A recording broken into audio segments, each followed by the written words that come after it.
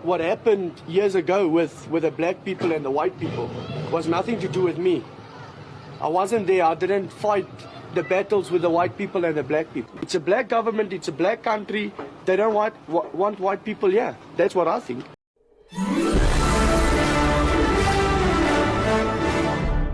Viewers and subscribers, so welcome back again. This is still BVI Channel 1, where we tell you undiluted truth. If anybody tells me that there are white South Africans that are living in slums, I will not believe it until I watch the video I came across. Take a look at what I will call reverse racial discrimination. Coronation Park was a picnic place for white middle-class families, but it's become something very different. A permanent home for a white underclass. There's no jobs for the white people. Did understand me? I'm not racist, or there's no jobs for our white people.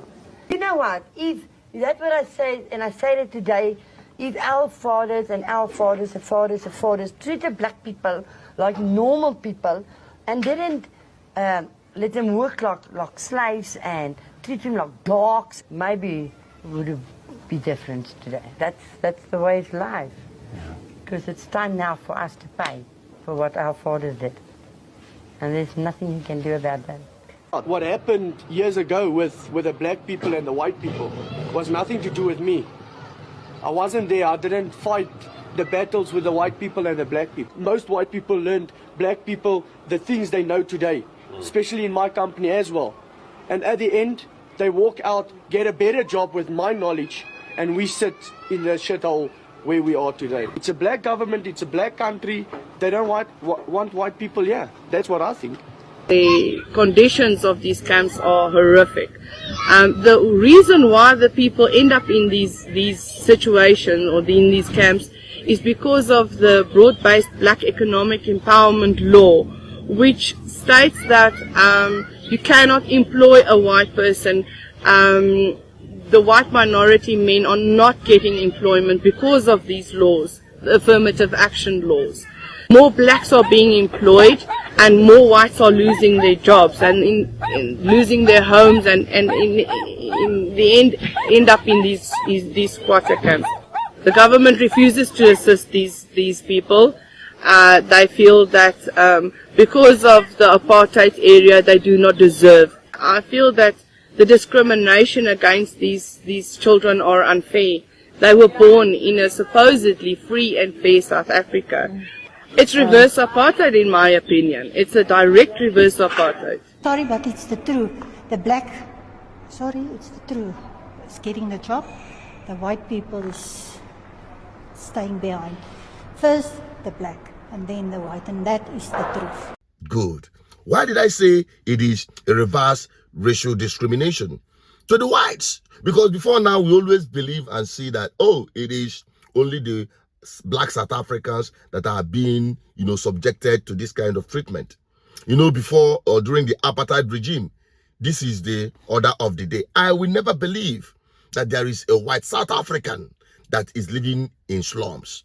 Now, this now has a better exposition. First, to let you know that despite the fact that most white South African economy is in the hand of the whites, yet you still have them living in slums.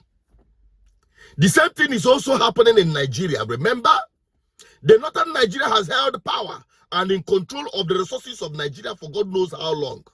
Yet, northern Nigeria continues to be the poverty headquarters of the entire world, not that of Nigeria. So, as an ordinary person, wherever you are, you're on your own. You get to the point now. Now, to the nitty-gritty of this entire video, because at some point I almost shed tears. I almost felt so bad for these people. They are humans. Yes. But what would be the solution? Because even they themselves said it. They are suffering from the deeds of their fathers during the apartheid regime. But how did they end up in slums is what I'm yet to, to put together. But in my own opinion, I will say They know their roots. When Trump is offering them, what do you call it? Amnesty or refugee in America, white South Africans. Their root, which is British, have abandoned them. Perhaps because they will say, let them remain there. While they were leaving South Africa after the colonial era, they decided to stay back to continue the colonization. Maybe it is their own punishment. And their descendants are suffering from it. Some of them, because not all of them. Because still, the chunk of South African economy still lies in the hands of white South Africans. They control it. So in my own best, I mean, I'm not a South African. I cannot say much. I've not been to South Africa. But from what I saw, I think their best bet is to return back to wherever they come from, if they will ever be accepted by Britain. Or they should wholeheartedly embrace the offer by Trump, as they said, giving them refugee status. In America, America had always been immigrant stuff, you know. So let me have your opinion on this whole thing. Do you think that these people deserves a better life, as much as the black South Africans too? Everybody deserves a better life. Nobody deserves to be treated in such a way that is not even the culprit, because they are now receiving the punishment of their forefathers. They weren't born during the apartheid regime, some of them. Okay, so let me have your thought on this, because everything will all boil down on humanity, and that is my first port of call. Humanity first before anything. I'm an advocate for good governance and a Pan-Africanist, but nevertheless, Pan-Africanists always fight for, and GGM will always stand for, equity, justice, and fairness for all. Let me have your take on this. Bye-bye for now.